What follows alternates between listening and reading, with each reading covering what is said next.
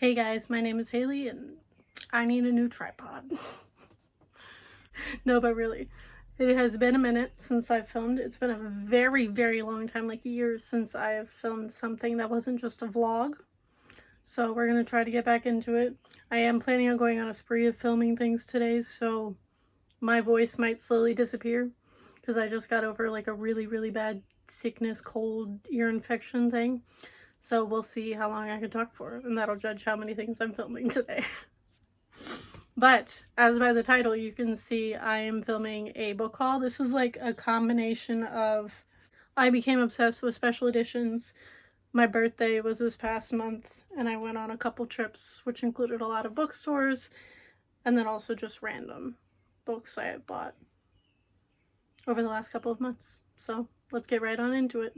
The first book, which is the one that started the obsession, because I'm on Bookstagram. If you didn't know, I have a Bookstagram. I've been way more active there for the last couple of years than I have been on YouTube.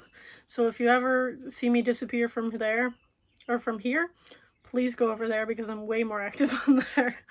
But I saw the sprayed edges for this one, and I've never been a special edition person, and this started the obsession. But I was like, oh, this book's really pretty. I like this. I think it's a fairy loom.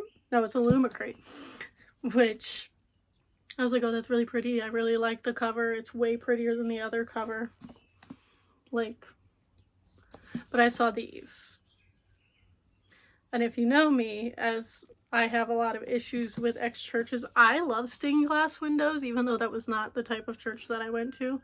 And I could not get these. I might have to close the window because there are sirens. Hold on, I forgot how annoying filming is. Is that better? I don't know. But this started the obsession with the special editions. Like,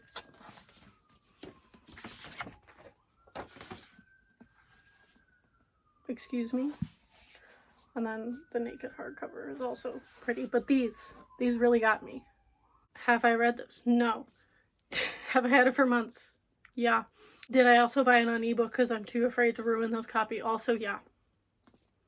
So I'm hoping I love this because I don't think I am capable of getting rid of this, even if I hate it. Because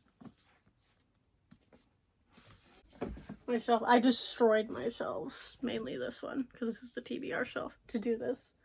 And there's like stacks of books right here. You can see the top of it. Cleaning up after this is going to be fun. And then next, we're again on the special edition kick. If you want decently priced special editions to keep an eye on, to like see if the prices go down, Mercari. That's where I got 90% of these. We have Bonesmith. This is a book that one of my favorite booktubers talks about all the time. I don't think... Oh yeah, it comes with the little art... I forgot they gave me the little art pieces for it without dropping them. We have like tarot cards of the main characters. Got a little Fairy Loot bookmark. This one is Fairy Loot then. The end pages are stunning without me dropping all of the artwork. Oh my gosh, it came with a little note for the person I bought it from. Like, I'm not good at this. And then it also has the reversible dust jacket, and the naked hardcover is also very pretty. But again, what gets me every time, the edges. It has her face on it. I'm actually really excited to read this book, and I tried to buy a regular edition. I'm gonna put that right back up there on Barnes & Noble, and they've never had it every time I've gone there and asked for it. So we just bought the special edition for slightly more expensive. And then we have, this is not one I've ever heard of, but it's called Unwieldy Creatures by Addie Tsai. It has like, I think it's a queer Frankenstein retelling. Is it? Is this the Rainbow Crate? Yeah, the Rainbow Crates always have the like nutrition facts. I have a couple of them rather than like a synopsis, which I find so funny. And then this is a green book. The edges are green. I really like the purple and green. This is a teeny tiny little book. And I believe it's a queer Frankenstein retelling. Do I know anything else about it? No. So there's that. Then we have one of my favorite books of the year, which I'll be talking about in like several other videos today. This is the special edition of Godly Heathens, which I bought before I read it. And now I am beyond happy that I bought it when I did, because it was very affordable. And again, this is in the running for my favorite book of the year. It's a duology.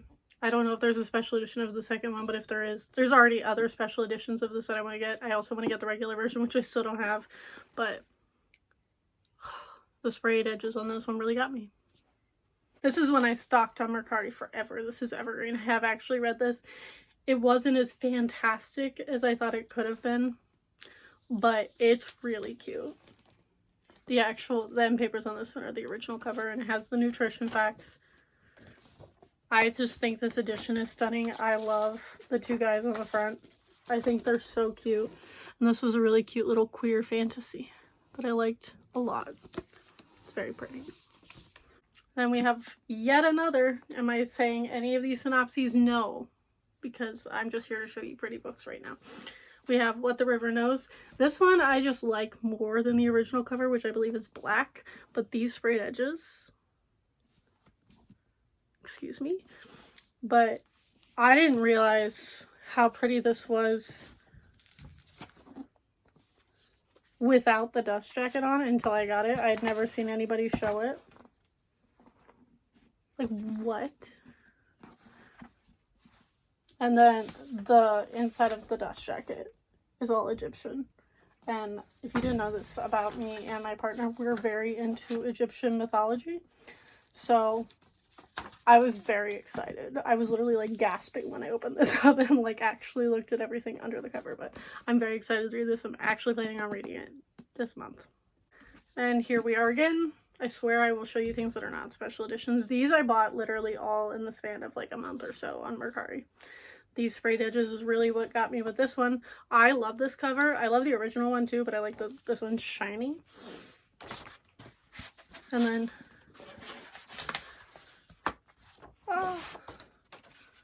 very pretty under there. And then the inside of the dust jacket, because it's one of the reversible ones, is also stunning. The only reason I'm keeping it on the other one is because I like that it's shiny. This is also a book I've been on a library hold, and I believe I'm very close to my library hold for it, because I'm too scared to read these in the physical editions because of how pretty they are, and I don't want to ruin them. So we have that one. And then we just have a regular sprayed edge one. We have Dark and Hollow Star. This is another book that a booktuber I really like. Her channel is A Model That's Red. She's a Canadian booktuber who talks about a lot of queer books, and she raves about this. It's like a big high fantasy, like queer high fantasy. Do I know anything else about it? No. Is it huge? Yes. So we'll see when I get to that one. And then we reach the portion where for the last 3 months I have actually subscribed to Illumicrate, because after doing a lot of research on all of them, I feel like Illumicrate with the book only one is the most affordable for the best editions that I see. I really like the idea of Fairy Loot, but Fairy Loot's waitlist is like a million years long. And this one, it only took me like 2 months to get off of the waitlist for. So we have, I think this is the April one, To Gaze Upon Wicked Gods. These are the sprayed edges. I really like them. I love the end papers for these. It's so pretty. This one's not reversible. But the end pages are stunning. Like, I love that artwork. And then the actual naked hardcover, stunning. And shockingly enough, with all of, sorry, this is a weird angle because I'm trying to put the cover back on. With all of the Illumicrate books that I've gotten so far, I have not heard of a single one of them. Like, ever. I don't know any of these. None of them sound familiar. I've never heard anybody talk about them. So I don't know what to expect, but as a big romantasy person, this does seem to be the romantasy corner. So for me, I thought it was the best subscription service to start with. I'm not really one that likes book boxes usually, and I've definitely watched them go through years of there being a million of them now. But to me, I feel like Illumicrate and Rainbow Crate are the most interesting books-wise. So, and then we have, was this last month? Yeah, this is the one that was late, because it was supposed to come in May and it didn't. And it's so worth the wait because it's stunning. Like, really. Ah.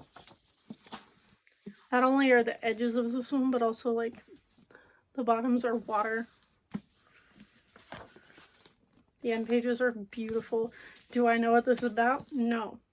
Is it about dragons? Yes. Am I new to dragons like a lot of people are with Fourth Wing? No, I used to read dragon books all the time.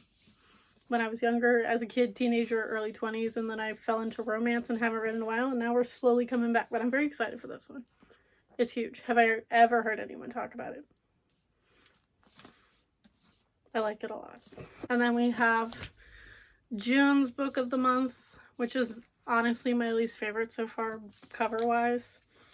But I really, again, like the end papers a lot. They're very pretty. And then the book is just blue underneath, but it has an embossed cover. This one just sounds the least interesting to me, but I will definitely give it a try. Okay, that is all the special editions for now. I think that's all the special editions I own, except for like 2 of them. But then I went on a little trip for, trying to remember what it was for. It might have been just because. I went to some bookstores in Michigan, because if you didn't know, I'm in Ohio and not that far from Michigan. So I picked up Happiness Falls. This is 100% a buy from Meredith Stepien. I also got a really cute bookmark with it. Who is a member of Team Star Kid, who read this book and then raved about it. It's not really my type of book. It's like a family saga, which is not something I would normally reach for, but I thought I would give it a try. I also really like the cover a lot. And then we have another contender for favorites of the year. We have Mary. I accidentally read this book in about 1 sitting, maybe 2, in the span of the same day. This is a horror book. I have not loved a horror book in a while, and this one really got me. So if you're looking for horror recommendations, you will definitely hear me talk about this more in a couple of other videos I'm pre-filming right now. And then the last book I got from that trip was Lilith. I have almost bought this several times at Barnes & Noble, and I found it for a decent price and would rather support small local bookstores as opposed to Barnes & Noble. So I picked this up. As far as I know, it's a retelling of Lilith, as in like the Bible, the biblical demon Lilith. And I'm all about that. Speaking of demons, we have Piper CJ's. You will hear me talk about her. Her other series is The Night in Its Moon. She is also in the running for not only favorite author, but favorite series and everything this year. These are also teal sprayed edges that she got done for this. This is going to be a duology, and it's about demons. Have I read it yet? No, because I just read so many books in a row for Pride Month. Could I have read this? Yes, because I'm pretty sure it is queer. Because Piper herself is queer, and so is her other series. But I'm scared of reading this because the next book doesn't come out till like early next year and forgetting everything. So I have not read it yet, but it is on the TBR for the month because I need to read everything that Piper has ever and will ever write. Now we're coming up on my birthday weekend, which I went down to Columbus, which is about 2 hours south of me, and I picked up 4 books? No, 3 books at the Book Loft, which is the big bookstore in Columbus in German Village that has 30 some rooms. I always get the number wrong. It's like 36 rooms or something like that. And we started there because that was where I specifically wanted to go for my birthday. And the first book I got was this. I had never heard of it, but it is literally a like Bible retelling. All I literally read was I am the disciple whom he loved, which if you don't know and don't know your Bible lore, which I know too much about, John isn't always called the disciple that Jesus loved. And this sounds like a romantic retelling of Jesus and John, which is right up my alley. I've never heard anybody talk about it. I don't know anything about it. But any sort of queer Bible retelling, just hand it over. Just give it to me, like, immediately. This is also told in, like, verse, or, like, almost like a play. So I'm very intrigued, and I'm hoping to get to this very soon. And then I picked up a friend's recommendation, which is called The Reformatory. This is a horror book that I believe has queer representation. I could be wrong. But me and my friend are very into horror and queer horror. So anytime we read a horror or queer book that we think the other would like, we recommend it. And this was one of the first ones she recommended me. So I was like, if I ever see it, I will pick it up. So that is literally the only reason I bought this. That was all I knew. I think this has to do with ghosts. I think it's a haunted house story. And I believe there is a lot of social commentary, which also right up my alley. And then fun facts about me. I've been really into this series that involves drag queens. So now every time I see a book that has drag queens, I immediately want to read it. And literally all I know about it is that there's like a drag queen that is rising to stardom, and like the secrets and like horrors of things that are happening around her. Do I know anything else? No. Is this cover obnoxiously yellow and stunning? Yes. I'm hoping I love it. And then last from that trip, no, that's a lie. I have more from that trip. The second bookstore we went to was a random like indie bookstore, and I picked up Otherworldly because look at it. But this is a queer book. I don't know anything about it. I don't know anything about it, but I keep hearing really good things about F.T. Lukens. He's definitely recommended with people who also, they are recommended with people who also like TJ Klune, and I love TJ Klune, and is always in the recommendations of like queer books that I really enjoy, so I figured I would pick up their new release. It's so shiny. And I believe this involves other worlds or parallel worlds or something about that, which is another big buzzword of mine. So I'm excited to get to this. And then I went to 2 different half-price books in Columbus. There's like 4 of them, if you didn't know. And was shocked because I've never seen a special edition that wasn't like a Barnes & Noble edition in stores. I'm obviously, as somebody who's been stalking special editions for the last like 4 or 5 months, to see one in stores, I lost my mind a little bit and picked it up.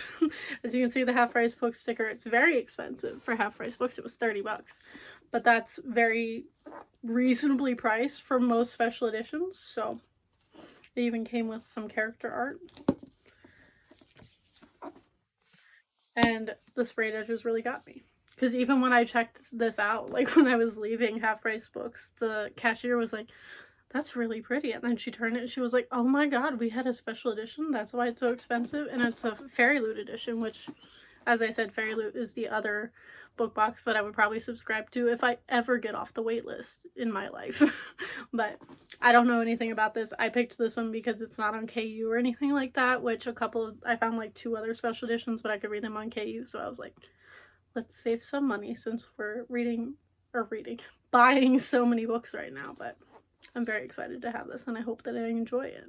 And we have another favorite of the year of mine. This is The Invocations. It's in the running. This was cheaper at half-price books than it is on Amazon. So I also have been eyeing a lot of special editions of this because the regular edition is just kind of boring, even though I do really like the cover. But if you've ever seen the Evernight? I think it's the Evernight special edition with the skeleton on the side. If you ever see that for like a reasonable price that isn't $100+, please message me on Instagram, because I've been stalking this book for months, even before I read it and realized how good it was. And I cannot find it for anything under like $80, which I'm just not paying $80 for a book. I'm so sorry, but I love this book. And I had to have a copy, even if it's not the copy that I particularly wanted. I guess I can talk about this one because I have read it. This is queer paranormal like horror with a lot of different queer representations, and I loved the way the story was told. It made me want to pick up her other book, which is House of Hollow, which I used to own and got rid of. And I'm regretting that because I loved her new book so much. And then we have a Donme, oh, if I'm mispronouncing that, sorry. If you didn't know, I own a bunch of MXTX's books, which I have not read yet. But I picked up a Donme that sounded really interesting. I think there's only 2 of them out. And this sounds like almost like a dark romance, which is way more up my alley than just like cutesy romance, like a lot of Donme are, in my experience of looking into it. Very excited for this one also. I love this cover.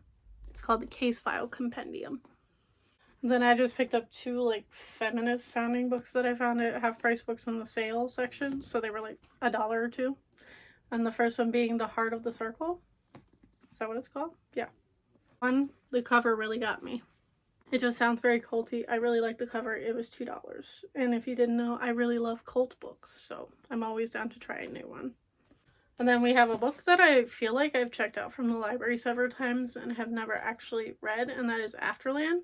And I believe this is a world where like all of the men die. Like there was a pandemic.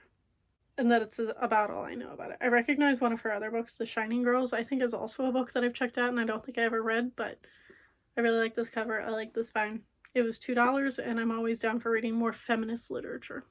And then here's a book that I've wanted to read for years, and I always said if I found this edition in hardcover for like a decent price, because I don't know how much I'll love it, I would buy it. And that's The Merciless.